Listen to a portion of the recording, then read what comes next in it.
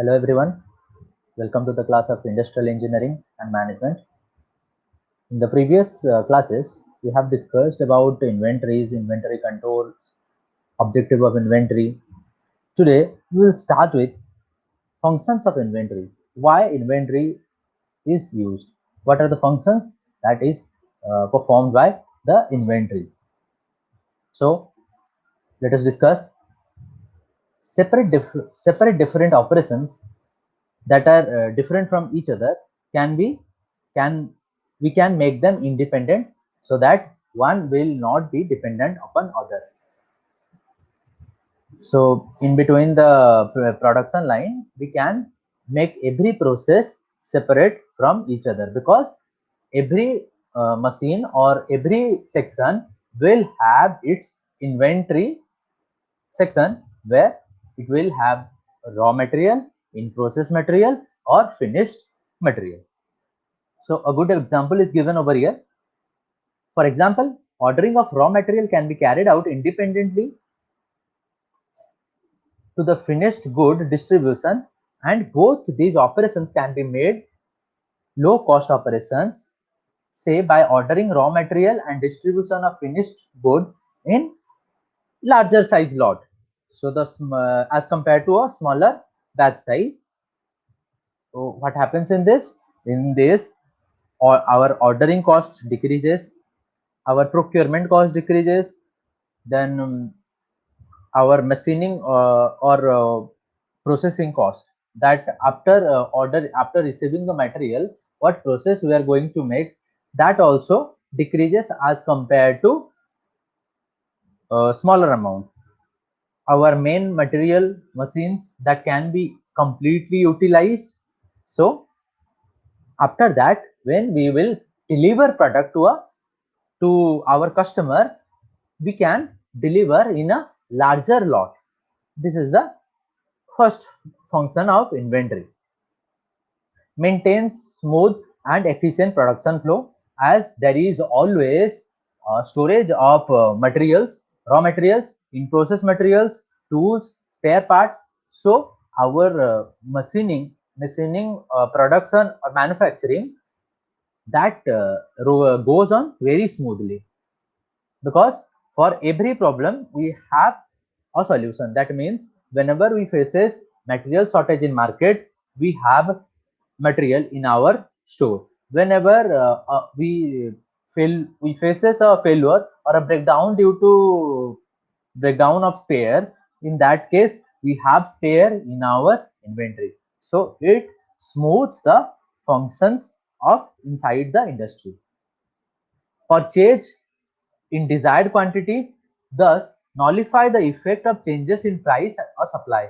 Sometimes you may observe that price of certain product rises, and sometimes it goes down. So what you need to do during the higher price, you don't need to order, as because you have inventory. During when the price goes down, you order as per desired quantity, so that you can keep it for a longer run. So by this you can change or you can nullify the effect of price change. Keep processes continually operating. Your process continuously keeps running, so that your machines manpower get engaged. Then the last point creates a motivational effect. A person may be tempted to purchase more if inventories are displayed in bulk. So it also motivates persons or the procurement personnel to purchase in bulk, so that they may get better discounts by the suppliers. Then after knowing the functions of the inventory, we will focus on economic order quantity. What is an economic order quantity? So I am giving a idea about what is the economic order quantity. Remember, economic order quantity is the quantity or order it is the order quantity in which we place order. The cost of unit product in that order is always minimum. if you are ordering more than economic order quantity, your cost per unit product will be higher. If you are ordering less than economic order quantity, your cost per unit order will be higher. Unit quantity will be higher. So remember this, economic order quantity is the optimum value of the product, so that you will get a minimum total cost for that product per unit, you can say. So what is economic order quantity? The problem which always remains with the industry, how much material they can be ordered. So the you can say the experts, they came up with the solution of economic order quantity. So economic order quantity is which permits lowest cost per unit and most advantageous. So remember this, economic order quantity is provides lowest cost per unit and it's the most advantageous. As I said, if you are ordering more than economic order quantity, your cost will be higher, then their per unit cost will be higher than this. If you are ordering less than economic order quantity, also your cost will be higher. Why? We will discuss later on. Before calculating economic order quantity, it is necessary to become familiar with certain terms. What are they? They are maximum inventory, minimum inventory, standard order, reorder point. These terms you need to know. So let us come to the graph. So from this graph, you can see this graph. What is this? Your y-axis shows the quantity in the inventory, whereas your x-axis shows the time required, or in terms of days it is shown. So your O, this point is A, this point is A, this point is O. This is your maximum quantity. That is the maximum quantity of product that is there in your inventory. OA is the maximum quantity. Then OE is the minimum quantity or reserve stock. You can say we always want, we should not go to reserve stock. We should not use reserve stock. We always want that thing. Our reserve stock should not be utilized. It should be there as it is. So minimum quantity is OE, which is called as reserve stock. So with time, what you do? You consumes the material. So the stock from a point, your stock reduces, and stock, when the stock reaches point B, this point B, so it is high time, so for what? For to make a procurement. So it is the high time to initiate a procurement. Procurement means to initiate a order, or to initiate a purchase order from where you can get the product, get the material, raw material from the supplier industry. So when the B point reaches, how it is known? The B point is known from the experience. How, suppose you are giving an order to a company, how much time it takes to process your order, how much time it takes to deliver the raw material to your industry, that all together makes the point B. After knowing how much time it will take to reach D, you will decide how much where your B point arises. B point is also called as reorder point. Remember this, B point is also called as reorder point. When the quantity reaches B, purchase requisition is initiated, and which should be, the time taken should be in between B to C, because a lot of paperwork which need to be accomplished in between that. So there is certain time required, and the point B is called as reorder point. At point B, you need to start your requisition process. because there will be certain paperwork. After that, you will make a purchase order which will be placed with some advance or with some conditions to your supplier. After that, supplier will take time. At point C, supplier will receive, must have been received your purchase order. After that, supplier will take some time to process your order, to manufacture whatever your industry want, or uh, to prepare your raw material. At time D, when the you have reached the reserve stock, it is high time so that your material should reach to you within within point T, your material should reach you. Because if once you have crossed this D point, what will happen? You will start using your reserve stock, which is which is meant for used in worst condition.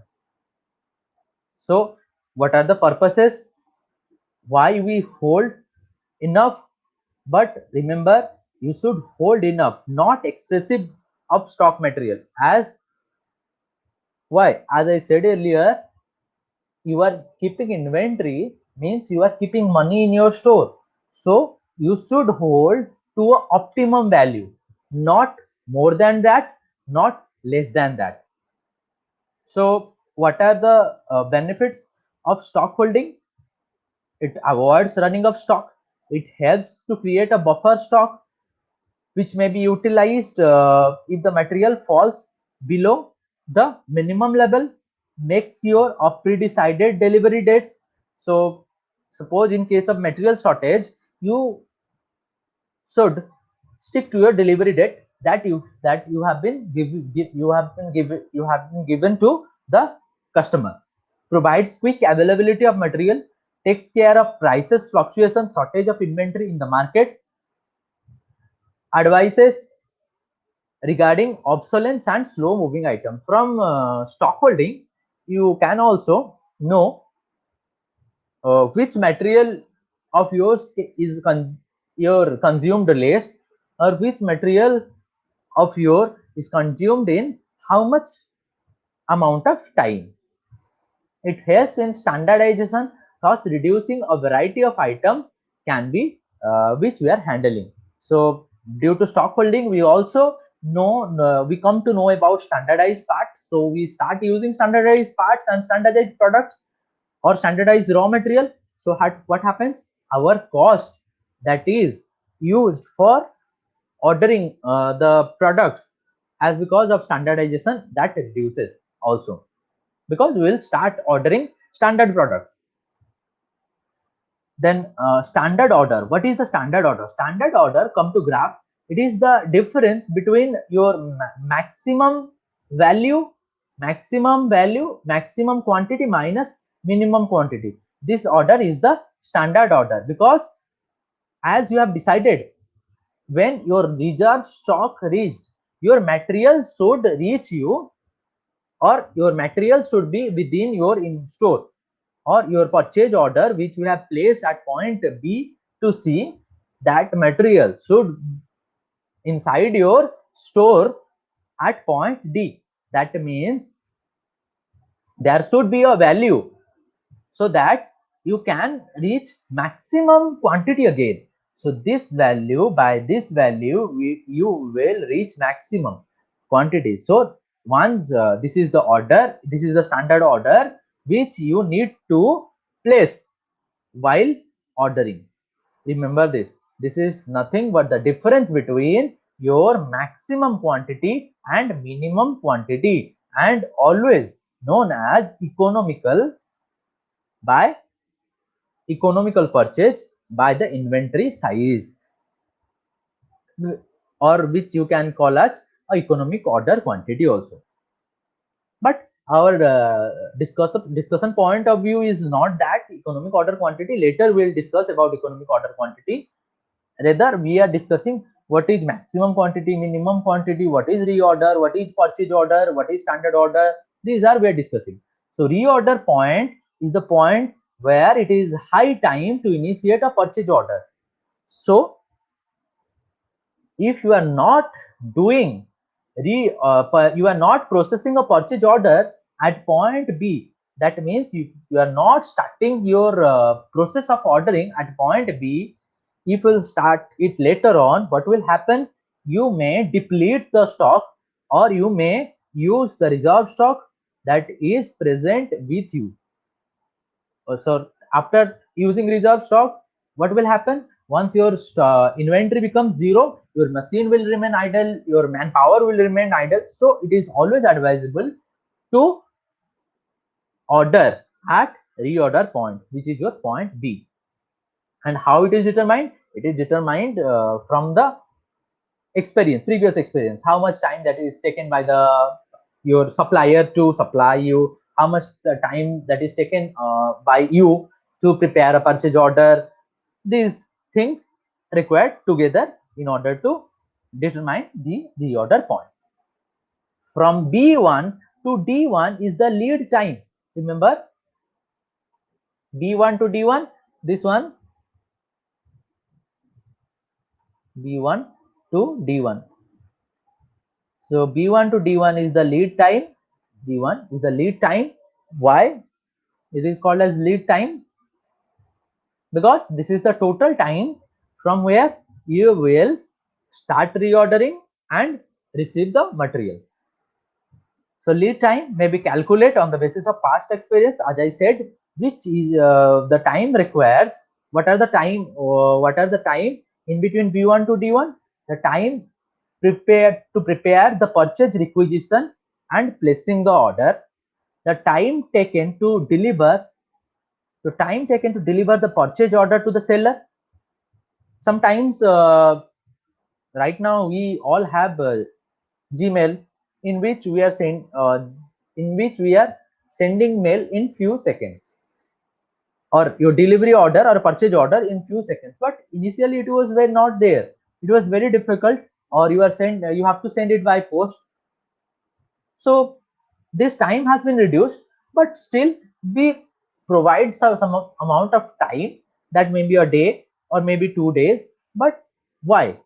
In order to process some work, time for the seller to get prepare inventory. So what materials you have ordered, that is the time required by the seller to prepare the material, and time for the inventory to be dispatched from the vendor's end to reach the customer. That means when your seller will dispatch the material and it will come to your industry and will be unloaded to your store. That is the time. So with these all times are should be included in between B to D, and which we should keep in mind. From the above things, we come to know that this part is the requisition time. This B dash C is the requisition time, and C dash D is the procurement time. So their lead time can be divided into two parts. First is B dash C, that is the requisition time, in which you do all sort of paperwork, like starting up requisition, then providing the creating a purchase order and providing that to the your supplier. Then after that, your supplier will do all sort of work, that is the procurement time. So the order economic lot size, or जो standard order or the standard economic order, I can say, is the order that depends upon two types of cost. First of all, procurement cost. Second is the carrying cost. So always remember, your procurement cost, the value of procurement cost decreases on increasing the ordered quantity.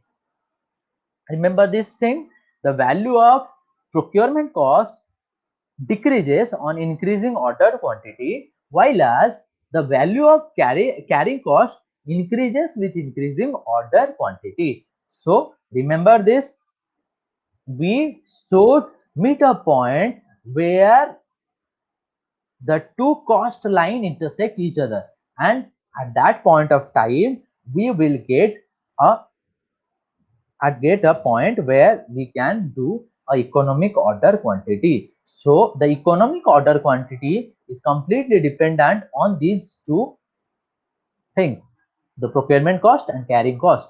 So we should not make heavy order, we should not make a low amount of order, we should make a optimum amount of order, which is called as economic order. And that is how it is determined, by doing some mathematical calculations on procurement cost and carrying cost. We can determine the economic order quantity. What are the procurement cost? What are the cost which is included in procurement?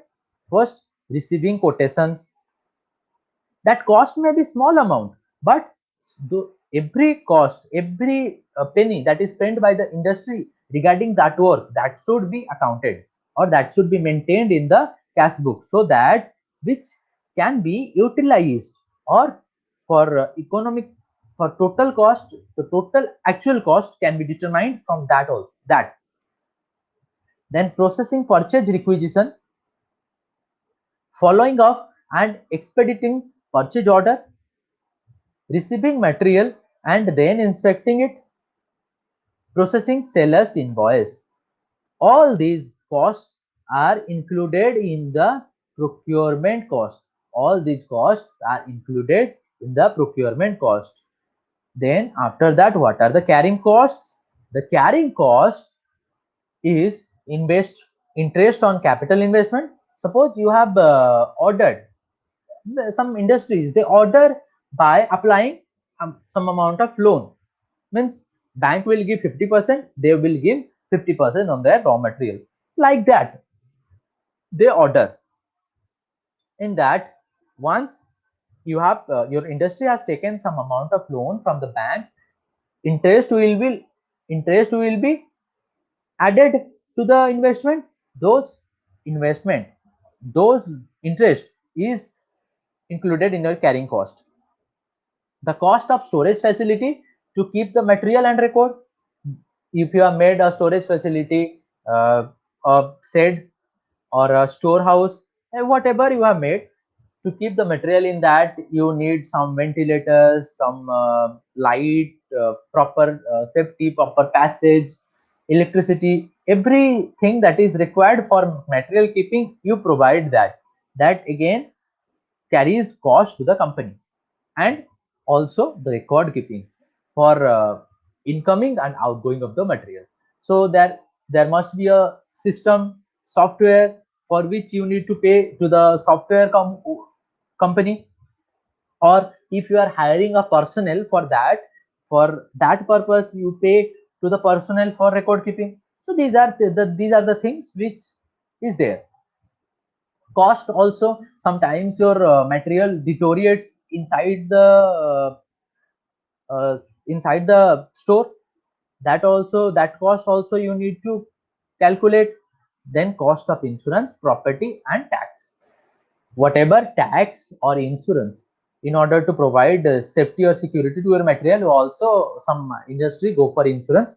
So whatever insurance you pay, or whatever property tax you give, whatever tax you give, that also included in the carrying cost. So all these costs get come together and meet the carrying cost, and which is all the things are accounted. So with this we have completed basic about economic order quantity. And what we have learned, we have learned about minimum order, minimum or minimum order quantity, or you can say standard order quantity, what is maximum quantity, what is minimum quantity, which one is your reorder point, what is lead time, what is procurement time, what is your procurement cost, what are the things included in your procurement cost, what is carrying cost, what are the things included in your carrying cost, what is stock holding. These things we have covered. In the next class, we will go for mathematical derivation of mathematical derivation of economic order quantity. So by that you will have an idea regarding economic order quantity and what amount that economic order quantity should be for an industry, or you'll have the complete idea regarding that. Till then, thank you everyone.